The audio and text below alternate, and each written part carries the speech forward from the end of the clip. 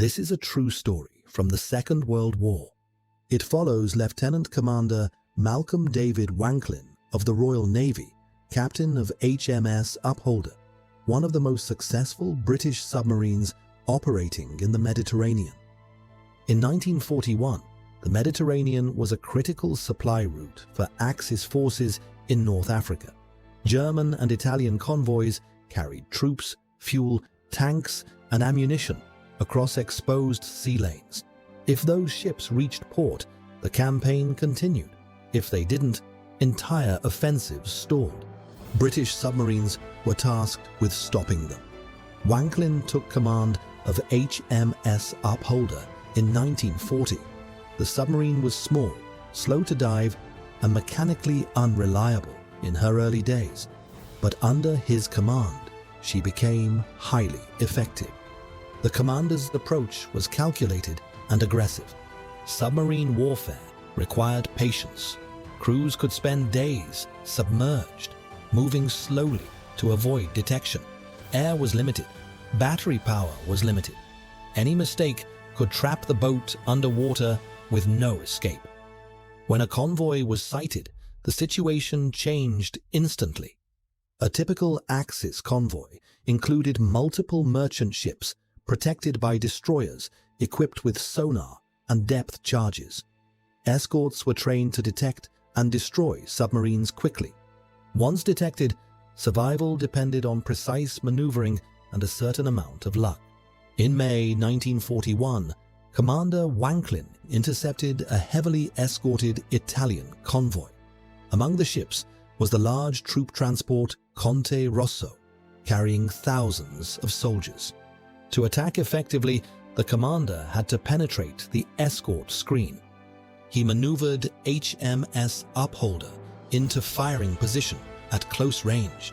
This reduced torpedo travel time and increased accuracy, but also increased the risk of immediate detection.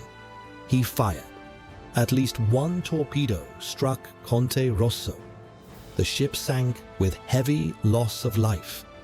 The escorts responded immediately with depth charges. Depth charges were set to detonate at specific depths, creating shockwaves designed to crush submarine hulls. Even near misses could damage equipment, rupture pipes, or disable systems. HMS Upholder endured repeated attacks during her patrols. On more than one occasion, the boat suffered serious damage, but managed to escape by going deep, cutting engine noise, and altering course unpredictably. Between 1941 and early 1942, Lieutenant Commander Wanklyn and his crew sank multiple enemy vessels. The tonnage destroyed was significant enough to disrupt supply lines to Axis forces in North Africa. His success earned him the Victoria Cross, the British Empire's highest award for gallantry, along with the Distinguished Service Order and 2 bars. Importantly, Wanklyn was not known for dramatic leadership or public bravado.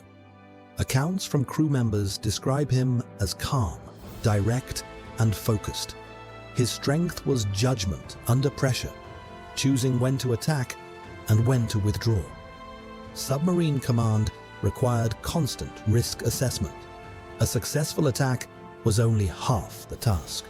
Survival afterward was often harder than the strike itself.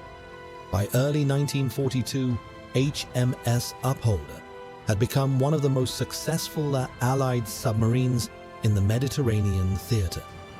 On 14th April 1942, the commander left Malta for another patrol, this time off the coast of Tripoli.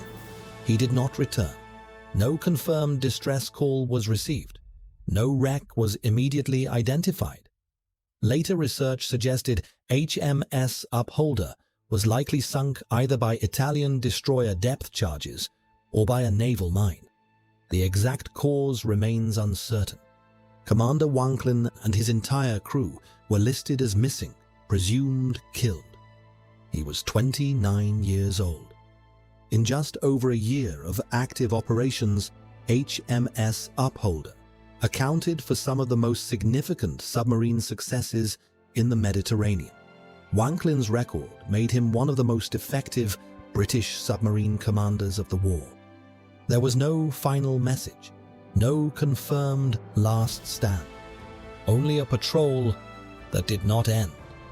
Submarine warfare left little room for ceremony. Boats disappeared, records closed. The sea remained unchanged. Lieutenant Commander Malcolm David Wanklyn's name endures not because of legend, but because of measurable impact. Ships sunk, supply routes disrupted, and the risks taken repeatedly beneath contested water. His final patrol remains part of the unresolved history of the Mediterranean campaign.